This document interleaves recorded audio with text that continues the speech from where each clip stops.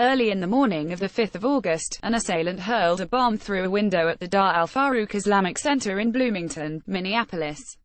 The device detonated, causing extensive damage to the building. Fortunately, no one was injured in the blast. What would a caring society do after such a frightful event? A caring society would investigate the attack, as the FBI currently is. The chance that this was an act of terrorism in a Minneapolis suburb remains high. A week earlier, swastikas and other hate-filled graffiti "Leave You Are Dead" had been found scrawled at a Muslim cemetery in a nearby township. This is important because, according to law enforcement officials in Minnesota, there were already a record 14 anti-Muslim bias incidents in the state last year. This rise follows a disturbing national trend. Last month, the Council on American-Islamic Relations released a report that found that, nationally, the number of hate crimes in the first half of 2017 spiked 91% compared to the same period in 2016, which had previously been a record-breaking year. In a caring society, elected leaders would bring people together after such an attack. The Minnesota governor, Mark Dayton, condemned the bombing, calling it an act of terrorism and vowing to do all he could to put a stop to such things. The Minnesota Senator Al Franken told a crowd of hundreds who had gathered to support their Muslim American neighbors, "What happened Saturday morning was an attack on all of us.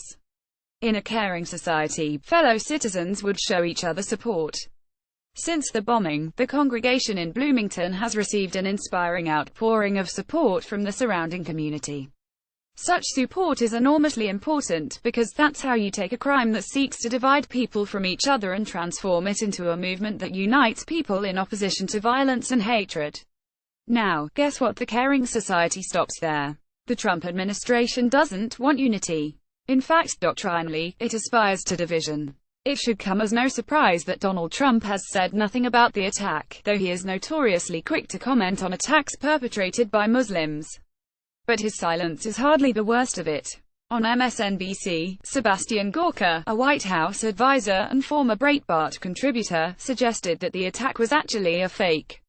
"We've had a series of crimes committed, alleged hate crimes, by right-wing individuals in the last 6 months that turned out to actually have been propagated by the left," he said.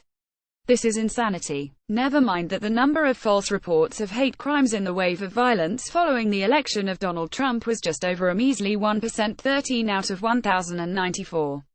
There is another, larger problem with Gorka's logic. Why should it even matter if the perpetrator was from the left, the right, or even from Mars? When a president weighs in on such matters, he is not adjudicating guilt or innocence.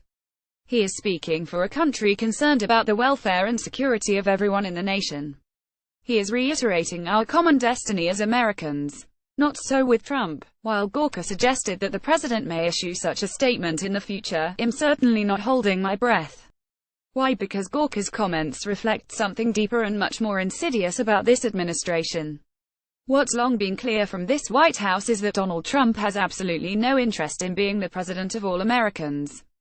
His statements and actions are always calculated to appeal narrowly to his core constituency, in order to further the divisions and hatreds in our society, thereby reinforcing his base.